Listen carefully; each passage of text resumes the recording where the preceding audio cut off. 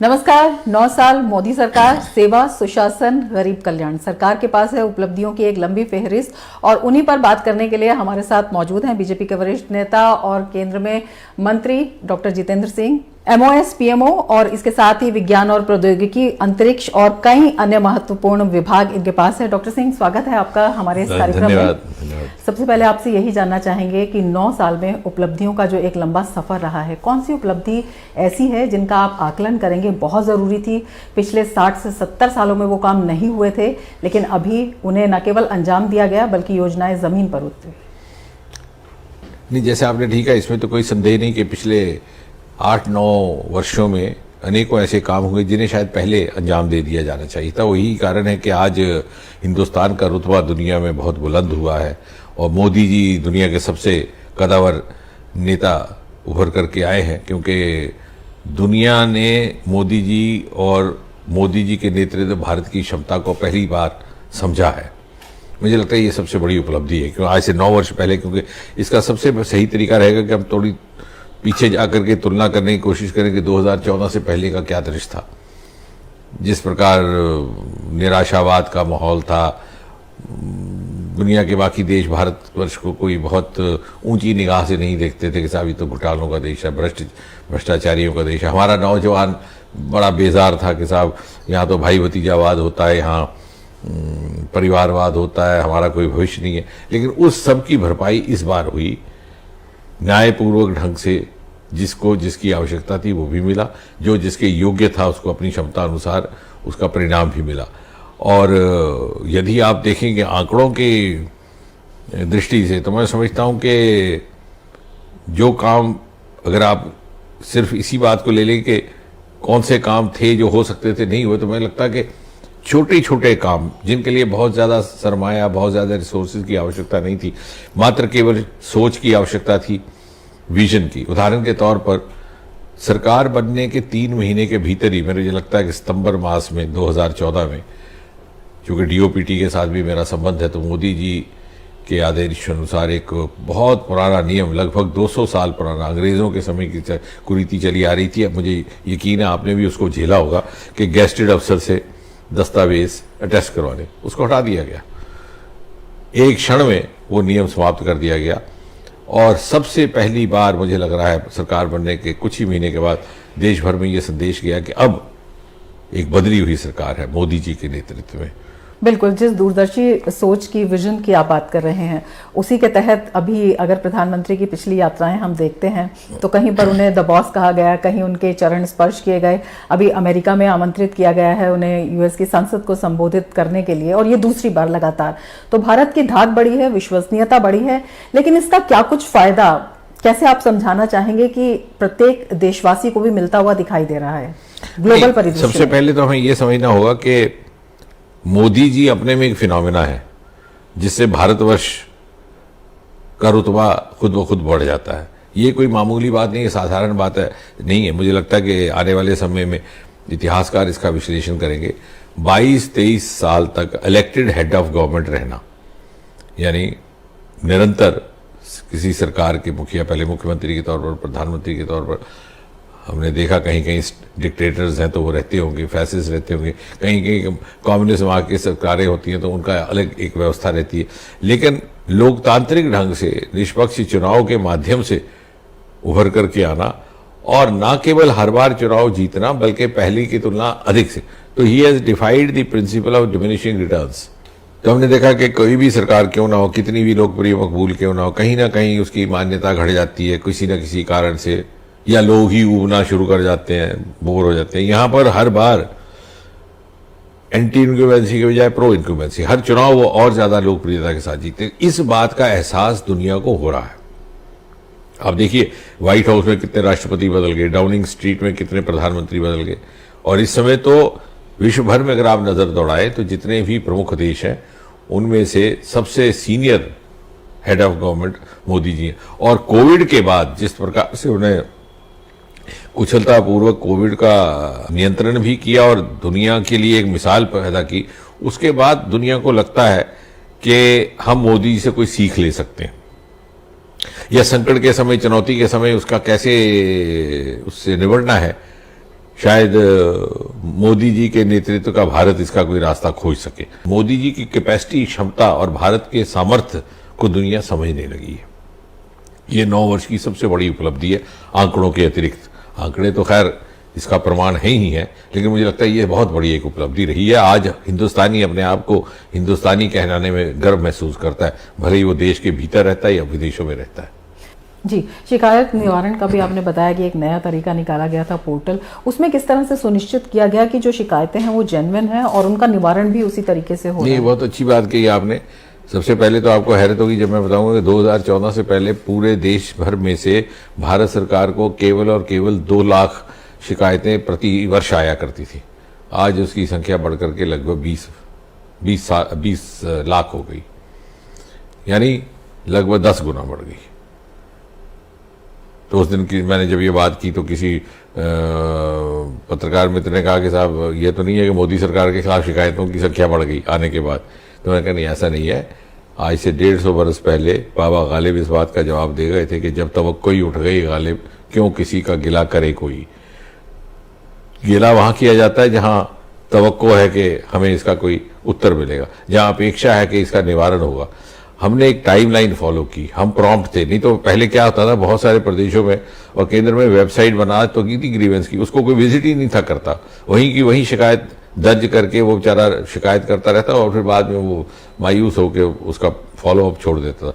यहाँ हमने 5 दिन के भीतर 97% तक शिकायत निवारण, और अब पिछले वर्ष से तो हमने एक और भी व्यवस्था उसके साथ जोड़ दी कि एक ह्यूमन डेस्क इंट्रोड्यूस कर दिया। शिकायत निवारण के बाद शिकायतकर्ता के साथ हमारे ही कार्यालय से कोई ना कोई कर्मचारी उससे बात करे, ताकि कभी कभी ऐसा होता है कि शिकायत का निवारण तो हो गया लेकिन व्यक्ति को संतुष्टि नहीं हुई, तो उसकी काउंसलिंग की जाए, उसको समझाया जा सके कि और क्या विकल्प है, आगे का रास्ता क्या है, और उसको सबका सारा व्यवस्था को ऑनलाइन कर दिया गया। और अब धीरे धीरे भिन्न भिन्न प्रदेशों को भी उसको सीपी ग्राम का ही हिस्सा बना दिया गया। बिल्कुल, सिस्टम में पारदर्शिता है और विकास के ये जो रास्ते में है सभी लोग सहभागी बने, और इसके लिए बहुत जरूरी होता है कि देश में आंतरिक शांति हो, बाहरी सुरक्षा हो। इस मोर्चे पर आप क्या कुछ उपलब्धि देखते हैं या कितना सफल देखते हैं जो कदम उठाए गए? मुझे लगता है 2 अहम मंत्र जो मोदी जी ने शुरू में दिए थे, एक था 0 टॉलरेंस फॉर करप्शन और दूसरा था 0 टॉलरेंस फॉर टेररिज्म। और बहुत कम लोगों को विश्वास था कि इस पर अमल होगा, लेकिन अगर आप पीछे मुड़ करके देखें तो we have walked the talk. जो जम्मू कश्मीर में बदलाव आया, जो पूर्व उत्तर में बदलाव आया, वो इसलिए कि आतंक के खिलाफ भी एक निर्णायक कार्रवाई की गई। पहले जो हमारी सरकारों की अप्रोच और नीति रहती थी कि 1 स्टेप फॉरवर्ड 2 स्टेप बैकवर्ड, थोड़ा कार्रवाई कर ली फिर थोड़ा रिझाने का काम हुआ। इस सरकार ने का जो बॉटम लाइन नियम था वो था justice to all, appeasement to none.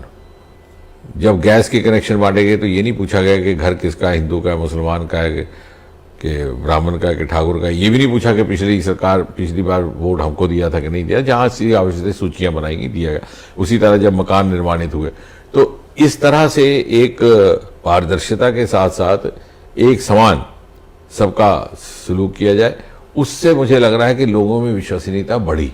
जो आपने कहा कि विश्वसनीयता बढ़ी है इसलिए, और आतंक पर भी इसीलिए काबू पाया गया कि आतंक को बनाए रखने के लिए प्रमुख कारण क्या थे। वहां भी भ्रष्टाचार बीच में कारण था, उस पर जब नकेल कसी गई तो वो एक इनलेट जो था वो बंद हुआ। और दूसरा, कई बार वोट बैंक की राजनीति के कारण कहीं कहीं कार्रवाई कर दी, कहीं थोड़े नरम पड़ गए जहां लगा कि यहाँ वोट का हनन होगा। लेकिन मोदी जी ने ऐसा नहीं किया। जिस कश्मीर से केवल पत्थरबाजी की खबरें आती थी, आज वहां पर 2.25 करोड़ पर्यटक चले गए और वहां पर होम स्टे की भी जगह नहीं रही। तो ये बदलाव इसी कारण हुआ कि एक ईमानदारी के साथ और दृढ़ निष्ठा के साथ काम किया गया। बिल्कुल, जम्मू कश्मीर की आपने बात की है और अभी G20 वहाँ पर हुआ है, तो तमाम इस तरह की कोशिशें हो रही हैं कि वहाँ पर निवेश आए, नई इंडस्ट्रियल पॉलिसी या फिर नई फिल्म नीति हो। इसके जरिए आपको कितना लगता है कि वहाँ पर बदलाव आ पाया है और कितना निवेश आपने आकर्षित किया है, कितना आप और करने जा रहे हैं और क्या कुछ नए कदम वहाँ के लिए होंगे? देखिए रमन जी, आप तो कश्मीर को बड़ी नज़दीक से देखती रही कई वर्षों से, और अब G20 में भी आप थी। आपने देखा होगा स्वयं जो परिवर्तन आया है। किसी तरह से खुली हवा में सभी घूम फिर रहे हैं। और मुझे लगता है कि आज तक कोई 40-45 के लगभग G20 इवेंट्स हुई हैं, कुल मिला के 60 स्थानों पर होनी है। 40th था कश्मीर, श्रीनगर, जम्मू कश्मीर, और सबसे अधिक वहाँ पर रौनक भी थी और संख्या भी थी। और जो सरकारी जो ऑफिशियल बिजनेस था वो तो था ही था, लेकिन उसके अलावा जो एक्स्ट्रा करिकुलर था कि भाई शिकारे की भी सैर हो रही है, मार्केट में खरीद फरोख्त भी हो रही है, बागीचों में भी घूमना हो रहा है, गोल्फ भी खेला जा रहा है, डल के किनारे भी लोग बाग बैठे हुए हैं। तो इस तरह का मंजर, इस तरह का दृश्य आज से कुछ वर्ष पहले तक कल्पना से बाहर था। और पर्यटकों की जैसे मैंने संख्या बताई, तो मुझे लगता है, और ये इसलिए भी कि इस देश का नौजवान बहुत समझदार है, वेल इन्फॉर्म्ड, वेल कनेक्टेड है, और इसीलिए अब दुनिया भर में हमारे देश के नौजवान को बड़ी इज्जत से देखा जाता है, उसकी क्षमता को। लेकिन उसको जिस प्रकार का वातावरण उसको अपनी क्षमता और अपनी काबिलियत को चैनलाइज करने के लिए चाहिए था, वो मोदी जी ने उपलब्ध करवाया। और कश्मीर का भी नौजवान आगे बढ़ना चाहता है, मोदी जी के नेतृत्व की यात्रा का हिस्सा बनना चाहता है, लेकिन उसे एक खौफ का पर्दा रोके हुए था। जब वो हटाया गया तो देखिए किस तरह का बदलाव आया है। G20 की जो आपने बात की, सबसे रौनक जो है ज्यादा वहीं पर दिखाई दी। इसके साथ ही वहां पर पर्यटन को मजबूती मिल रही है, जो आधारभूत ढांचा है उसके विकास को मजबूती मिलेगी। इसके साथ ही एक बड़ा संदेश अगर कूटनीतिक स्तर पर देखते हैं वो क्या गया, कश्मीर के बारे में जो भ्रांतियां फैलाई जा रही थी उसके ऊपर कितनी लगाम लगेगी इससे?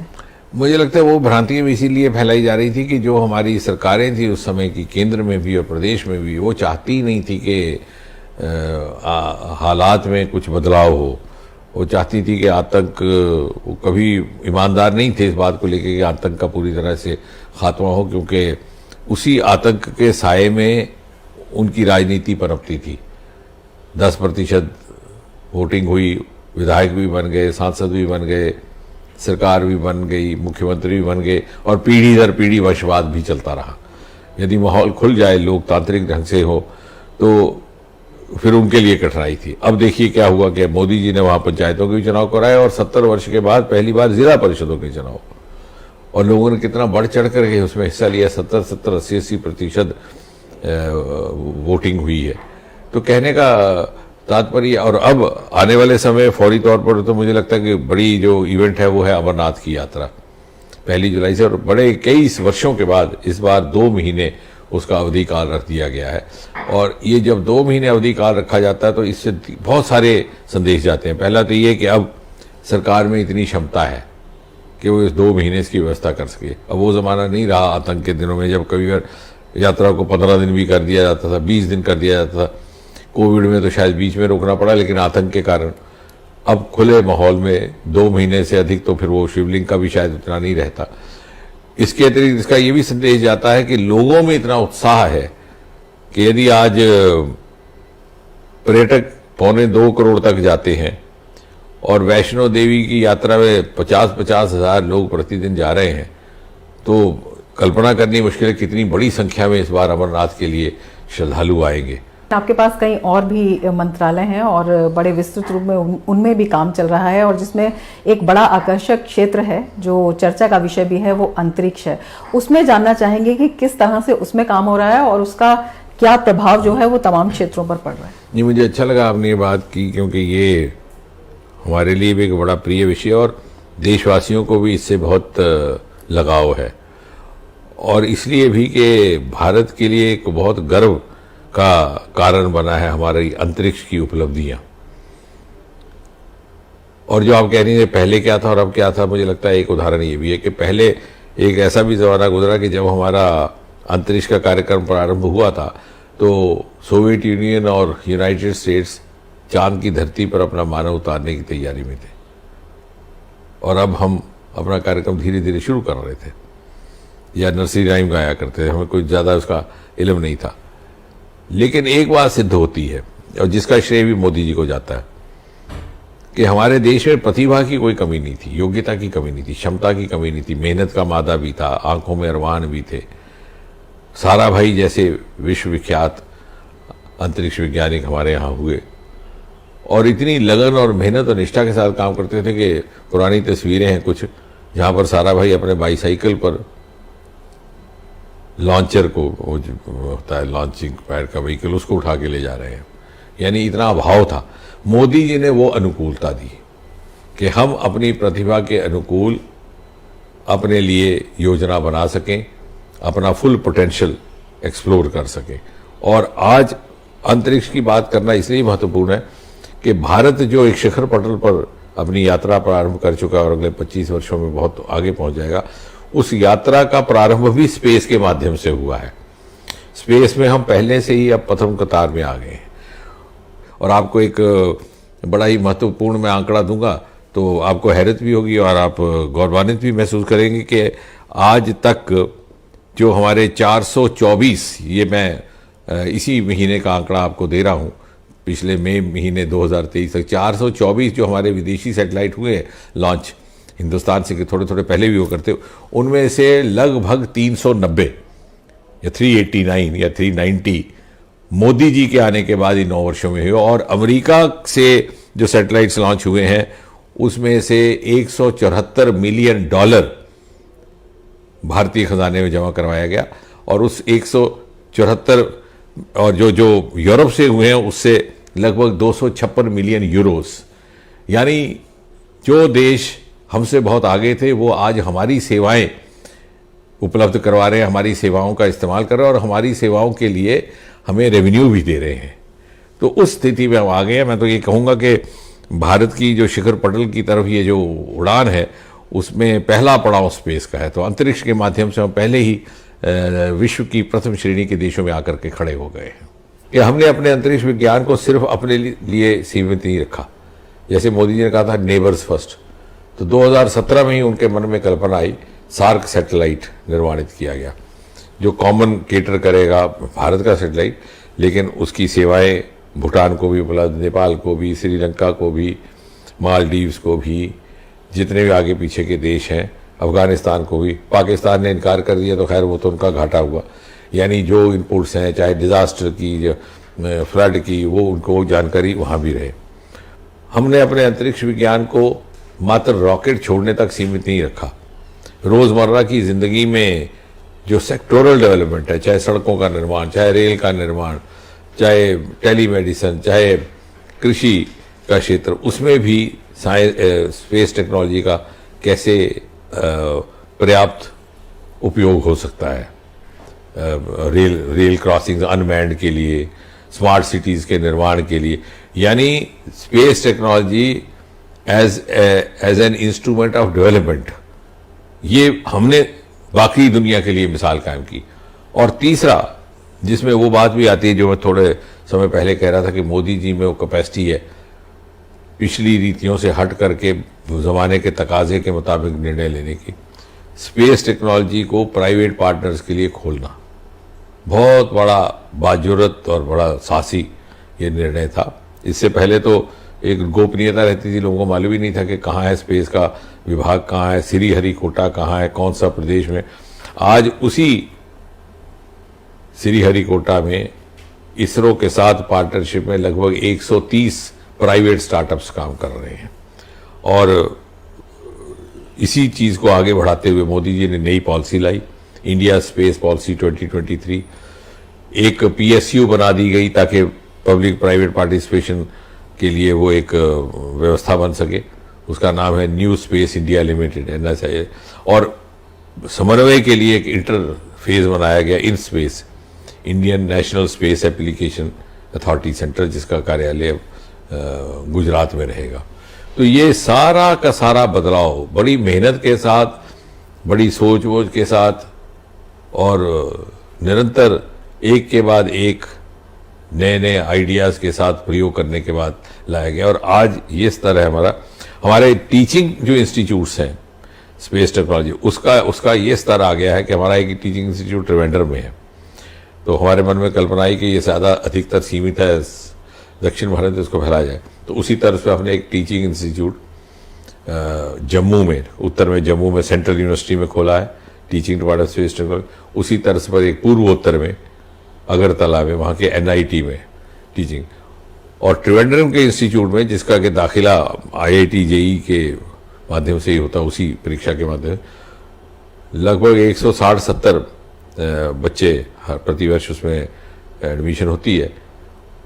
100% उसकी प्लेसमेंट है और 50%, 60% वहाँ से निकलने वाले हमारे छात्र सीधे सीधे नासा अमेरिकन इंस्टीट्यूट्स में लिए जाते हैं। यानी हमारे जो नए अंतरिक्ष विज्ञान में निकल करके ग्रेजुएट्स, पोस्ट ग्रेजुएट्स आ रहे हैं, उनकी मान्यता विश्व भर में बढ़ने का काम भी, यानी एक तो स्पेस एप्लीकेशन इन सेक्टरल ये भी आया, space application as a means of livelihood startups ये भी आया, space application as a generation of revenue through foreign satellites ये भी आया, और space application as medium of academic excellence वो भी आया। यानी इसने हमारा जो आत्मविश्वास है बढ़ाया। और मुझे तो लगता है कि अब जो हिंदुस्तान का असेंट होगा वो वाया स्पेस शुरू हो गया है। उड़ान जो है ये अंतरिक्ष के जरिए चल रही है। बिल्कुल, स्पेस के बारे में ही आपसे और जानना चाहेंगे। जिस तरह से आपने बताया है कि ये टेक्नोलॉजी केवल अपने देश तक ही सीमित नहीं रखी है, जो देश इसमें आना चाहते हैं, सार्क देशों की आपने बात की है, उनको भी इंट्रोड्यूस किया गया है। किस तरह से इसका स्ट्रेटेजिक इम्पोर्टेंस है, क्योंकि ये डिफेंस से भी बहुत जुड़ा हुआ है? नहीं, स्ट्रेटेजिक इम्पोर्टेंस भी है और डिफेंस का बिल्कुल दोनों तरफ है। एक नई जियो स्पेशल पॉलिसी भी लाई गई इसी सरकार ने। उसमें एक तरफ तो रेवेन्यू के बहुत सारे ऐसे काम होते हैं जो अंजाम दिए जाते हैं, जैसे ज़मीनों का मार्किंग, फार्म्स की मार्किंग, जो लोग पहले पटवारी किया करते अब नागरिक खुद कर लेता है। जो मोदी जी के 5 मंत्रों में है नागरिक की कर्तव्य, तो नागरिक का कर्तव्य भी बढ़ता है और उसका हौसला भी बढ़ता है। दूसरा, डिफेंस के क्षेत्र में सैटेलाइट मॉनिटरिंग एक बहुत बड़ा है, वो उसमें भी हमने सक्षमता हासिल कर ली है। आप बॉर्डर मॉनिटरिंग भी करते हैं और space technology as a means of defence भी है।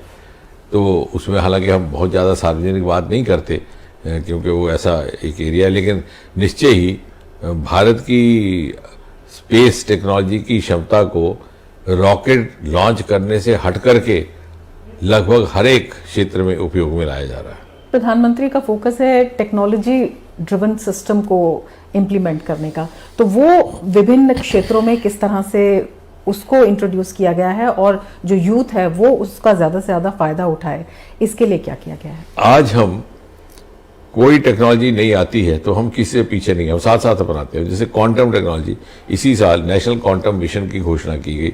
मोदी जी के ही अध्यक्षता में मंत्रिमंडल की बैठक हुई और उसमें उसको पारित किया गया। नेशनल क्वांटम मिशन में कुछ एक देश ही अभी शामिल है और वो R&D स्टेज में है अभी, यानी उसके ऊपर भी शोध हो रहा है, ट्रायल पूरी तरह से लागू नहीं हुई।